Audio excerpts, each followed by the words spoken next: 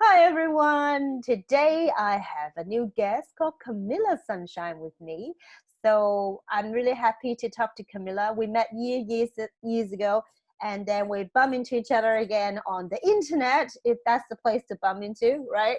Um, so I was intrigued because she has a lot of different modality, different background, and as we caught up, obviously she's also on a different journey.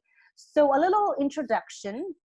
So Camilla, in terms of, I guess now we call you an embodiment mentor, but I know you have a very diverse background. I know that at the moment you're helping the introverted conscious women in business to create impact, to become unconventional leaders. So you're mentoring women, you're helping them to become a better version of themselves, which I'm going to ask you a lot more about your journey and how you help your clients. But I also want to add that she has like a very diverse background. She obviously familiar with body work. She's accredited Remedial massage therapist, holistic kinesiologist, and she also used NLP, Reiki, coaching, Chinese acupuncture system, acupressure, and access spa. So you definitely do a lot of work with people, not just on a spiritual, mental level, but also body system. It seems like a very integrated approach. So a lot of people that interview, I think they have such a diverse background, and depends whether on what the client needs. So I think it's probably easy if I ask you questions than just tell people your bio. So anyway, Camila, welcome to my podcast. Thank you. So good to be here after such a long time, and I know that we've connected. I'm happy to be here.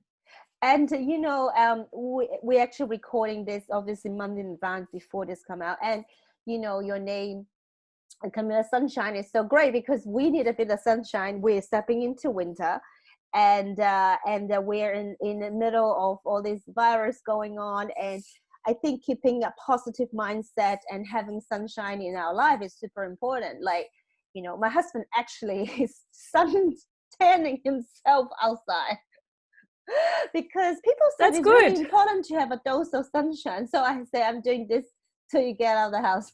So yeah, so welcome, and I'm so excited to talk to you today. So I think first of all, tell us a little bit about your what you're doing at the moment and versus in your background, because I know you mentioned that you're helping people, conscious women, to work on the business to become more integrated and conventional leader.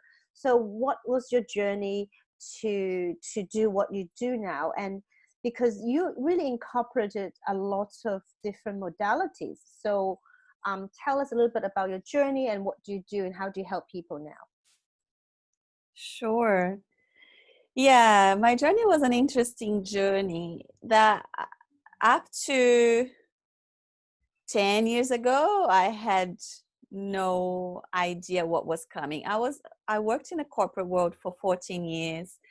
And well, that's what I knew. My mom used to work in a corporate world, and I was interested in like getting to know what it was. I was in IT, and I was just curious about how actually the world works. And so going through that, I realized that that's not it. Like up to 14 years later, I realized that I listened to myself and I made myself the uncomfortable questions if that was it. That was what I should do with my life. And the answer was no, that was something else. That's when I came from Brazil to Australia, and I knew I needed to learn things to, and now I know that I actually needed to reconnect with this wisdom, the ancient wisdom and the wisdom that we carry in our bodies. So it's been in this past 10 years then I decided that no, that's not what I'm doing anymore. I'm not doing IT anymore. It's been my own journey of embodiment of my leadership. And I see it's unconventional because now we are in a time where we are creating so much new things, see so many coaches that help people to do things like we didn't have this 10, 20 years ago. So we're creating new professions, we're creating new possibilities, especially with the internet. Things are going too fast. And now it's time to go within. We have created so many things outside that now it's time to, okay, let's access this wisdom and see where we want to go as humanity, really. Like, that's been my journey. So I felt like I disconnected from my wisdom during that period of 14 years in IT because it was too much in my head. Mm. And that's all I knew. My vision just was within there. I just wanted to make money. I just want to climb the ladder, right? The corporate ladder. And that's all I wanted. That was my ambition then.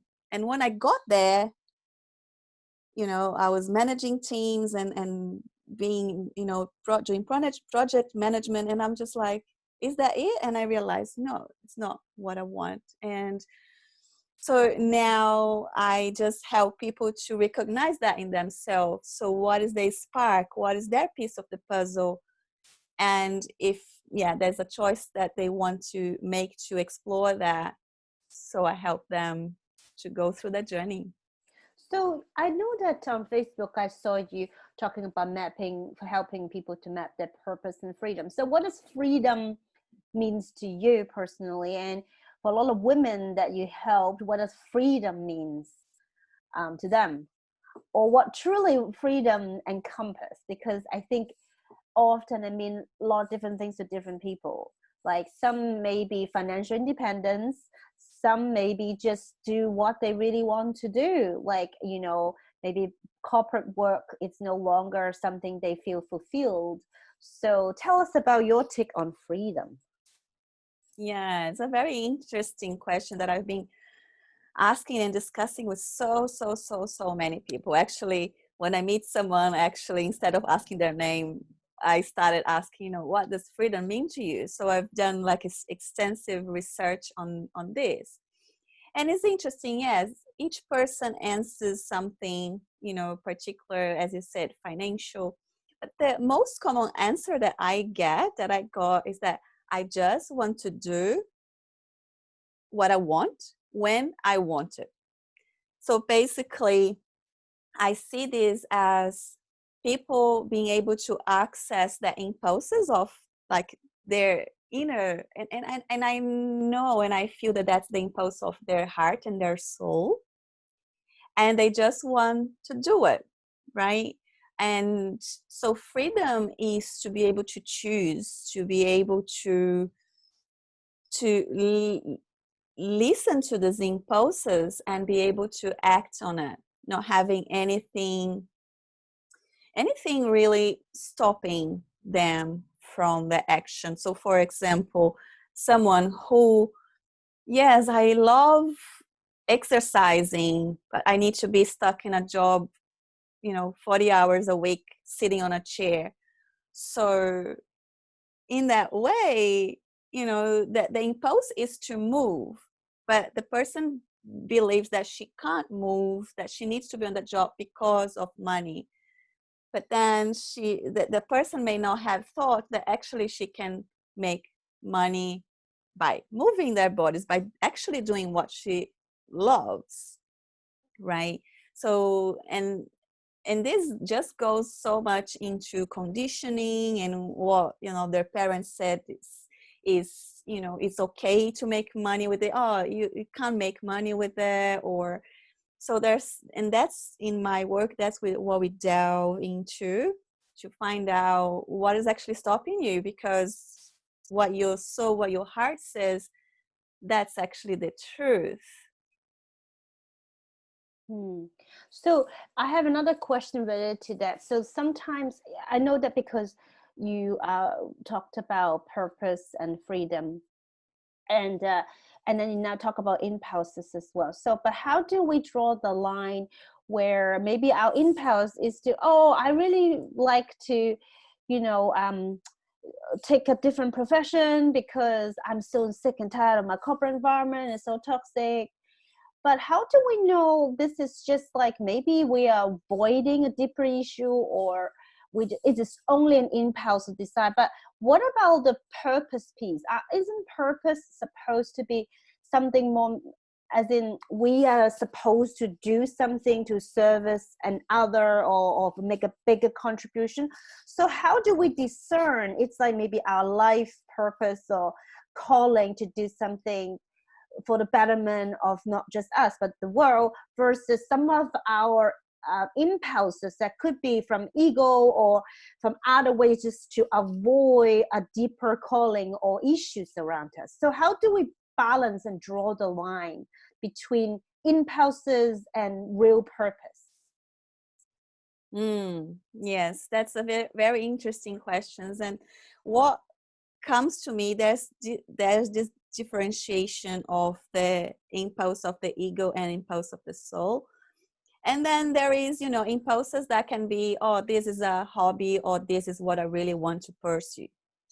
And the thing is, you will only be able to distinguish if it's a hobby or if it's the ego, if you actually allow yourself to start exploring it and pursuing it, and really giving yourself the chance to know. Give it, maybe starting a course, maybe getting into a group where they explore the things, or start talking with people who are already doing those things.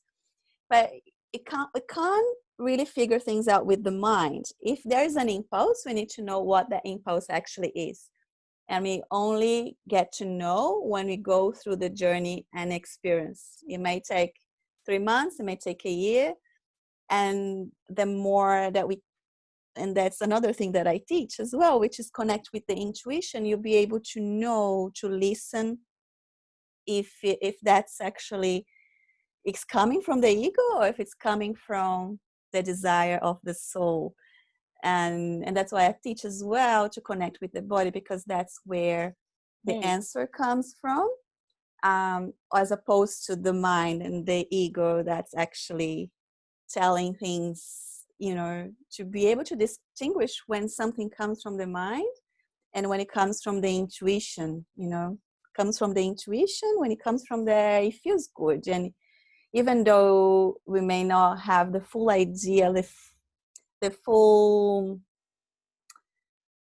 clarity of what it is, we just allow ourselves to follow and trust and follow and trust. Does that make sense? I like that, because I know definitely you cannot think it to the answer, because I definitely like the fact that you gotta maybe take a course, read a book, and then you tap into it, you do something, and then will lead you to the next step, and then it can turn out to be just an impulse or just a excuse or delay tactics, but it could turn out into something bigger. But you only find out after you done some exploration and no effort is wasted. I definitely like that. You gotta get your hands dirty, so to speak, to get into it.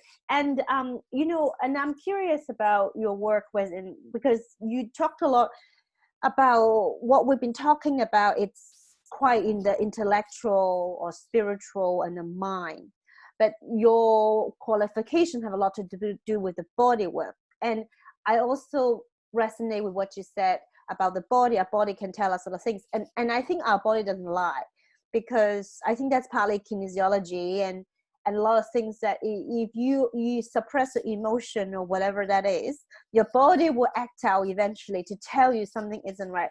So how does it work when the clients tend to come to you through they want to do some body work or whatever channel they came through, but then often it became an integrated practice, that you do something in the body and then discover something in the mind? Or maybe would that be other way around, that you're talking about something like a mentoring scenario, and then you check with the body and see how does it feel? Is it expansive or contracted? How does it work when your clients came to you?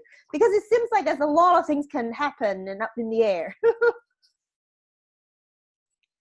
Yeah, I love this question, because this summarizes as well a lot of what I do. Okay, so yes, I do have actually clients coming in just because they have back pain.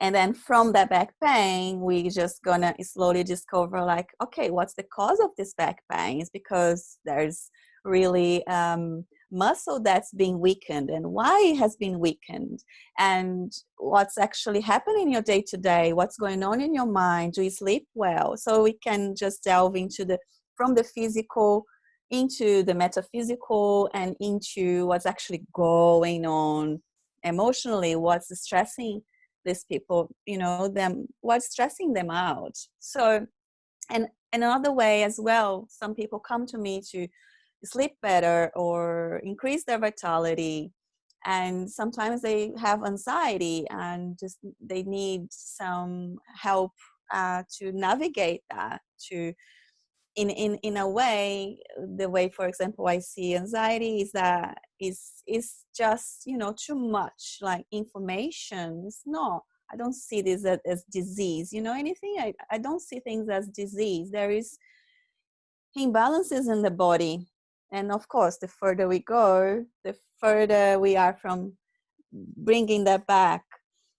So so people can come through all this strain, but what we culminate in and what we're heading towards is that embodiment, because the embodiment will bring, okay, so there is the physical awareness, what's going on, if it's in imbalance, that's the first thing that we need to bring. It's visceral. If our body is not functioning well, our body actually lose the trust in ourselves. And so we start getting things like lack of focus and procrastinating or feeling unmotivated or depressed. But this comes from the body losing the trust in our own decisions. It's crazy, but it does happen. So there's this minimal, very intimate relationships happening between us in our bodies and the decisions that we make, the food that we put in our body. The body needs to trust ourselves and that we are able to look after it. It's a relationship. It's the most intimate relationship that we can have. So in that way, it's all this journey to reconnect, to be able to listen, to develop that relationship with the body. So then we can get to the embodiment piece. The embodiment piece is when you bring everything together. That's the spiritual aspect. And there's the emotional aspect. If I'm able to, okay, so just an example. So I am stressed out, I'm being bullied at work, for example, and I don't know how to move through the situation, feeling anxious, I'm getting panic attacks. But okay, so let's figure out what's going on at a physical level. You're getting this palpitation, and you're getting, at an emotional level, you're getting, anxious, and you're actually getting angry, and you're getting frustrated. And if it's not acted on, you're going to be feeling, I'll probably be feeling depressed and, I don't know, I'm feeling stuck, I can't move on. So the embodiment piece is bringing all these pieces together to find a solution, really, to find a way out. And there's usually an entry point and the way I see it is usually the entry point is the point where, okay, so if we tackle this 20% that's out of imbalance or you don't have awareness about, if you tackle this 20%, we're just going to bring you like 80% of result. So so it's big, it's holistic, and it is the ability to see and to read what's happening in all the systems at once. That's so what I do. You mentioned about the back pain, and I know a lot of people talk about back is about your support, and I'm interested because I remember you wrote something about hips, and I think hips is something quite important for women. So what store in the hips? I mean, also because you work with people a lot through body work. So, and even though it's integrated piece, often they give us some clues, right? If, about a hip. So can you tell us a bit more about hips and what does this body part hold for us, and why it's so important for us to focus on having movement or look after our hips? Yeah, the hips is so interesting part of our bodies, right? So, and I can just, you know, put into 4 different buckets. Like, you know, about the hips, we can look at the hips at the physical level, what's going on, what's happening at the emotional level and the hips, and what's happening, what the mental and spiritual levels too, right? So starting with the physical level, it's, you know, the hips, it connects with our digestion, it connects with, like, it's our support, as you say, but physically is the support. If our hips is weak, if the muscles of our core not working, or if our glutes are not switching on physically, then the whole spine will not feel supported. So then it can start getting, back pain. And if the back is not supported, it will affect what is above, which is, our ability. It can even cause headaches. Okay, so this is the physical level. And then when we go into the emotional level, like our hips, because it does hold our creativity, but we also hold actually a lot of emotions in there. We are, what happens when we are stressed, when we're on the situation of fight or flight, it really, our butt cheeks may tighten up and you're not noticing it. And working with clients when they come for like back pain, for example, first thing I look is their hips, because if they go to other, like the common massage, therapists, most of them, and I'm surprised that they don't work in the hips, and there's a lot of tension there, a lot of old stories, old stresses and stagnation. Because if you look at the hips, it's like this ball, right? Mm-hmm. If you have this bowl and you sprinkle salt from the top, and it's, let's say if that's a salt that is, I put salt, but let's put sand, okay? So the sand is a little bit toxic, let's put it this way, and excessive. If I sprinkle that, what will happen with them? You go towards the bottom of it. So, and what happens with releasing so many hormones in the body that our liver is not able to deal with, and it can be through, food, and could be through excess stress hormones. Our hips starts to hold that, and because it's the bottom of our digestion, and so it just sinks down, gravity, right? So a lot of stagnation gets stuck in that. And that's why we need to move. That's why we need to get this, whatever is in the hips, which is in the bottom of our visceral organs, like up, so we can, release through the bloodstream, through the kidneys, and even through the bowel and the gut. Mm-hmm. Yeah. So, and then when we tap into the more metaphysical, spiritual, energetic, is our state of creativity, and so much, like there is the support, there's the ability to be flexible that we can explore through the hips, often. And I see clients who feel, oh, I don't have a choice, I experience anxiety, depression, I don't have a choice. And they may, have some addictions or smoking. Their hips feel like stuck the same way that they feel in life. So this is a representation. Okay, so if we start to move what has been stuck in the body, we will start to get the same effects in life. So they start to have some openings in their way of thinking about things that they didn't think before. They give themselves more permission to think differently, to make new decisions.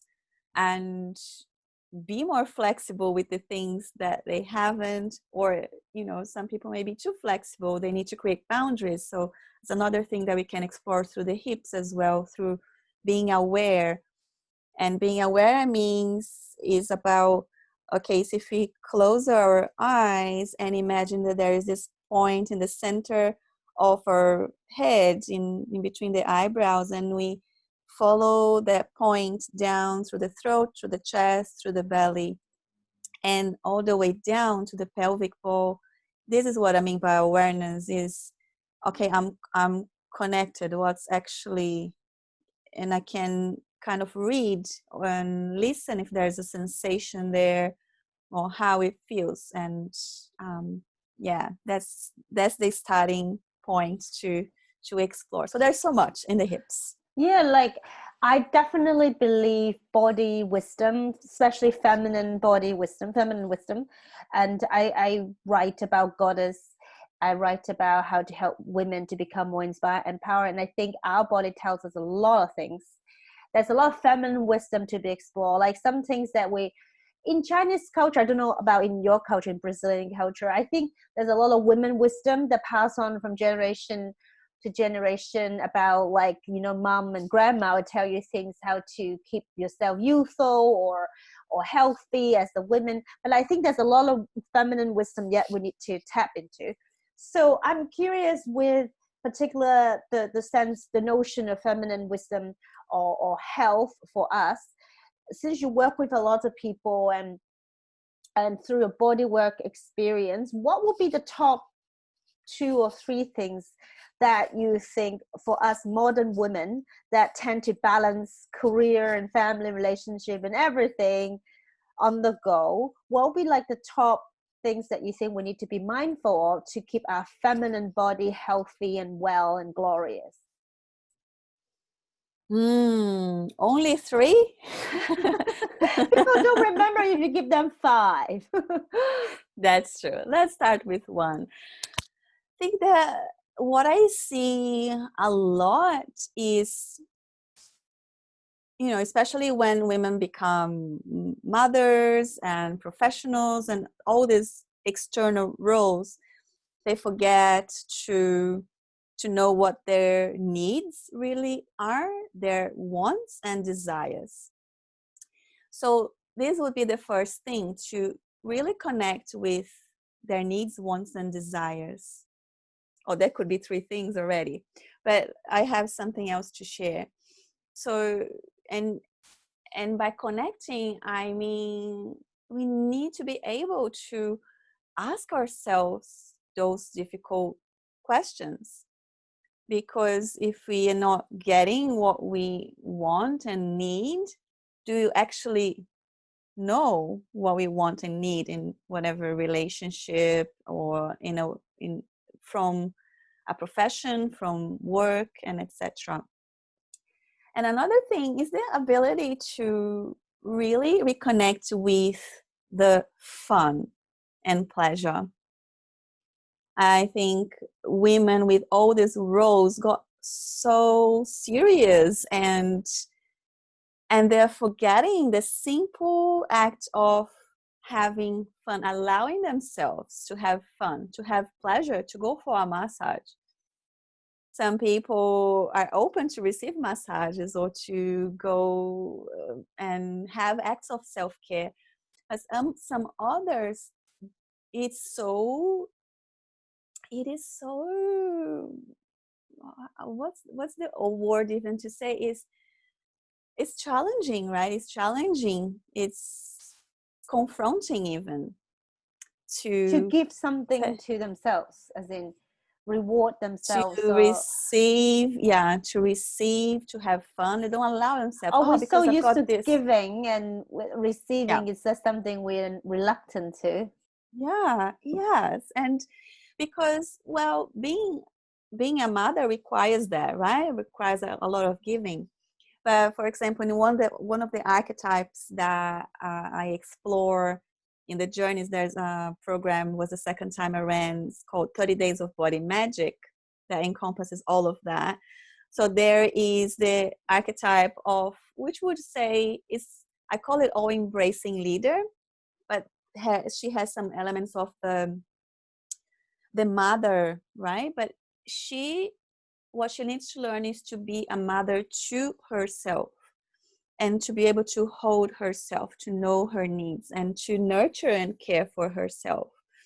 And it is challenging when a woman is working, 40 hours or even 40 hours a week, and she's still having to get home and cook and care and give their child a bath and all these sort of things. She doesn't have time for herself, but she needs to reserve at least, I don't know, if it's a minute, it would be a minute. If 5 minutes, it would be 5 minutes, or 10 minutes to tune in. But the things are happening so fast that, some clients come to me, and their clients are now 7 or 10 or 15. And they're like, oh, I need to reconnect with myself. I lost myself. So that's what I would say. So it's the ability to reconnect with the needs, wants, desires, and to reconnect with fun and what's pleasurable. What is like, okay, so I'm going to do this for myself. I know, like, I've given so much. Instead of giving 90%, instead of actually giving 100%, I'll give 90%. I'll keep 10 for myself. Thank you. I deserve it. So yeah, that's what I would say. And movement, like, is such a powerful. And I saw that you interviewed someone talking about the voice, right? The voice is also so important, and voice and movement, because they are expressions of our body, our mind, our soul. And in this integration is so important. Like, tribes used to dance, to celebrate, or to, when there was something bad happening, there was dance. It's actually our way to release stress and to be present, and to all this, to live. Like, we need to reconnect with that. I agree. Like, I don't think we're born to sit on a desk, but like in front of a computer on a desk for hours on end. But that's what we do. So exercising, or like being creative, having fun, moving, it's so important, especially for women. And as you said, I love the analogy where when you put sand on top, then it sinks down into the bottom of our big ball, which is our big hips. And I think definitely moving our body, shaking it, it's so important for our women's health and well-being. And they're also connected. I mean, if you're physically well, mentally you will probably feel better. And a lot of people use exercise to help with mental health, and vice versa. And when you feel happy, and you tend to do more outside.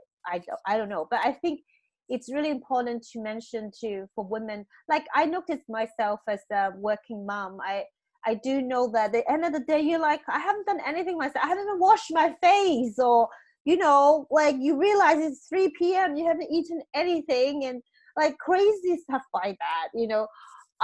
So I think it's super important to remind us what our needs, desire, wants, and movement.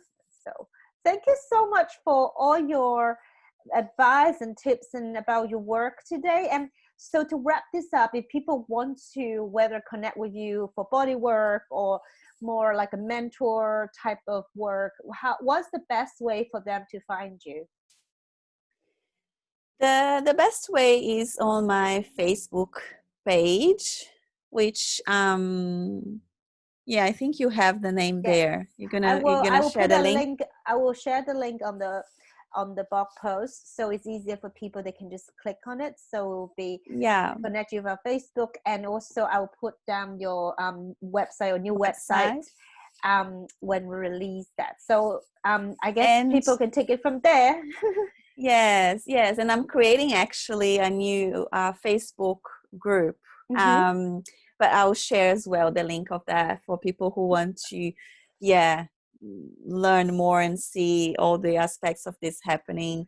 Body magic. I'll share Yeah, it's about leadership, because there will be leadership. So for women who are here to create something and create impact, and want to be visible, and be able to say, that's it, I want to create this impact.